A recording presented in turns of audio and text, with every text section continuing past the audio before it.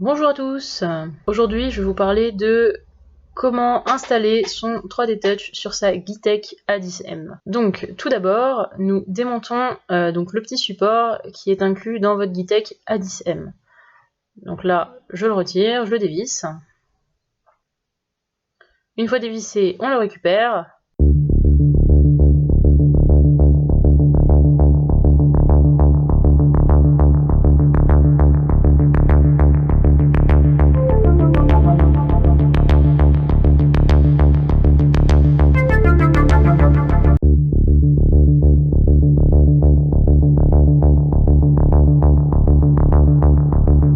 Passer à la deuxième étape.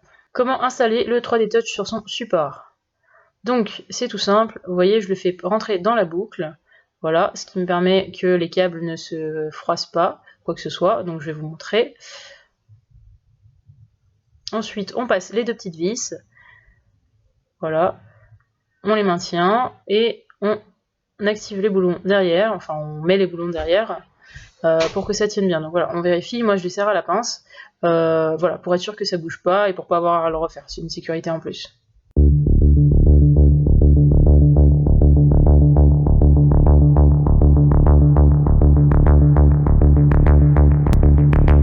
Voilà, passons à la troisième étape.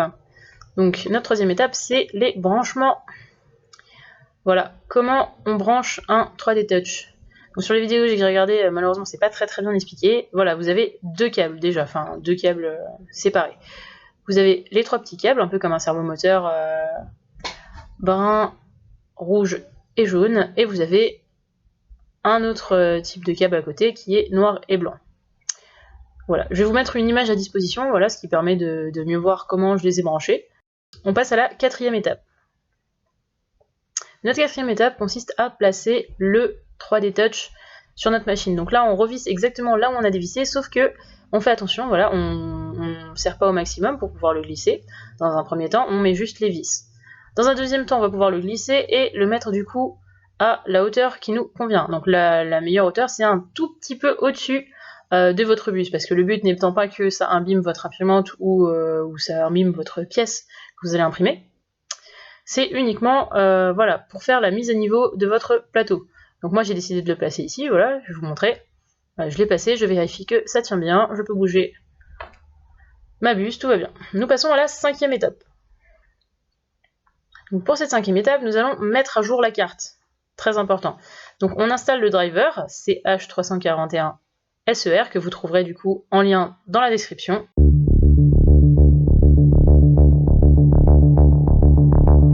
Ensuite, on va aller ouvrir Marlin. Voilà, alors qu'est-ce que Marlin? Marlin, c'est le programme qui s'envoie sur les imprimantes 3D. Donc moi, je vais choisir la A10M avec 3D Touch, parce que du coup, j'ai une 310M et je viens d'installer du coup mon 3D Touch. Voilà, donc déjà, on va vérifier les outils. Donc vous avez le port, donc vous choisissez bien le port sur lequel votre carte est branchée. Vous avez le processeur qu'on va vérifier, donc c'est bien une NAT, mais en fait une Arduino Mega que vous sélectionnez comme type de carte pour pouvoir envoyer votre software, enfin votre programme dessus. Donc ensuite, un petit CTRL F pour rechercher le nom de votre machine. Voilà. On cherche A10M du coup, ou alors le nom de votre machine à vous. Ah oui, effectivement, je l'avais déjà changé par ailleurs un peu avant. Donc c'est pas grave. Je vais vous le retrouver. C'est juste au-dessus. Donc vous cherchez vraiment le nom de votre machine. Voilà. Là, le nom de ma machine, comme je l'avais déjà changé, c'est my.d. Voilà, j'ai décidé de l'appeler comme ça parce que c'était un peu mon pseudo. Voilà, moi j'ai mis my.d. Vous voyez, ça peut changer juste ici. Custom Machine Name. Donc je le souligne. Vous pouvez le retrouver dans toutes les configurations. Il suffit de le changer. Donc vous cherchez FR.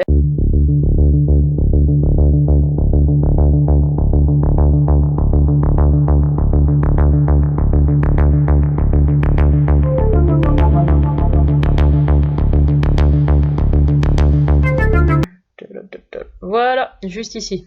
Donc toute cette partie-là, concerne la langue. Ah bah je l'avais effectivement déjà mis, je l'avais juste pas envoyé. Donc define LCD language FR. Voilà. Ensuite vous téléversez avec la petite flèche en haut qui est en jaune. Voilà, temps de téléversement terminé. Nous passons à la 6e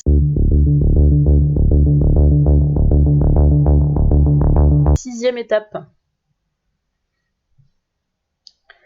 Donc pour cette 6e étape, nous allons insérer le code G29. Qu'est-ce que c'est? Alors c'est juste en fait G29, c'est ce qu'on va taper dans notre G-code de démarrage. Vous pouvez mettre un point virgule 3D Touch, ça vous permettra de mettre en commentaire à côté que c'est bien pour le 3D Touch. Donc à quoi ça sert? Ça sert à faire reconnaître à Cura que vous avez un 3D Touch qui va du coup faire la mise à niveau du plateau avant chaque impression. On passe à notre 7e étape. Donc qu'est-ce que notre 7e étape? C'est tester le 3D Touch. Tout à fait. Donc là on remarque bien que le nom de l'imprimante a changé, mais également que la langue est en français. Avant ça mettait ready, maintenant ça met prête. Je vais aller dans préparer. Ensuite, je descends, je vais chercher mon BL Touch. Voilà, je remonte BL Touch, je clique une fois. Ensuite, je vais aller sur Autotest. Voilà, donc là, on voit qu'il fait des allers-retours. Donc, il se déploie et en fait, il se rétracte et il se déploie. C'est que mon BL Touch marche correctement. Maintenant, je vais lui faire un Auto-Home. Donc, je vais revenir au point d'origine. Auto-Home, ça, c'est en anglais, effectivement. Je vais faire un point origine. Voilà, donc il vient se placer, du coup, au milieu du plateau, mon BL Touch, parfait comme il faut, il fait des allers-retours pour faire donc la mise à niveau au milieu du plateau.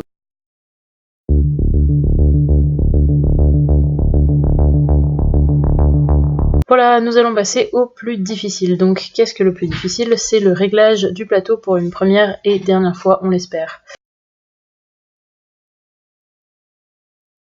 Vous allez dans Prepare, vous allez dans Move Axis, Move Z, Move 1 mm, et ensuite, normalement vous êtes à 10 mm, vous descendez à 0. Vous allez voir votre buse et BL Touch descendre.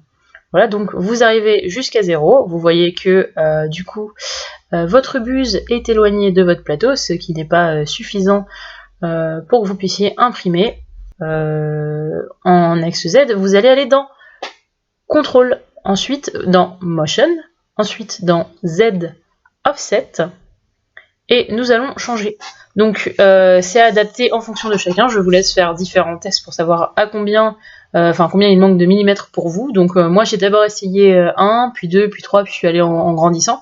Ensuite vous allez faire Store Setting, ça veut dire sauvegarder du coup les settings.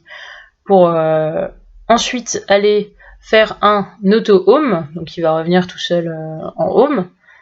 Ensuite, il va se remettre au milieu, et c'est là où vous allez du coup refaire la même manipulation. Donc vous allez aller dans Prepare, dans Move Axis, vous retournez dans Move Z, et vous ramenez, donc vous voyez que de 10 c'est passé à 10, plus donc ce que vous avez mis dans le négatif de Z Offset, et du coup il va se baisser un peu plus. Donc voilà, c'est avec donc cette manipulation là, c'est tout simple. Vous la refaites autant de fois qu'il faut pour que votre buse soit du coup au bon niveau sur votre plateau. Maintenant, c'est parti pour vous. Votre BL Touch est correctement installé sur votre imprimante. À vous de lancer des impressions et de vous amuser. Voilà.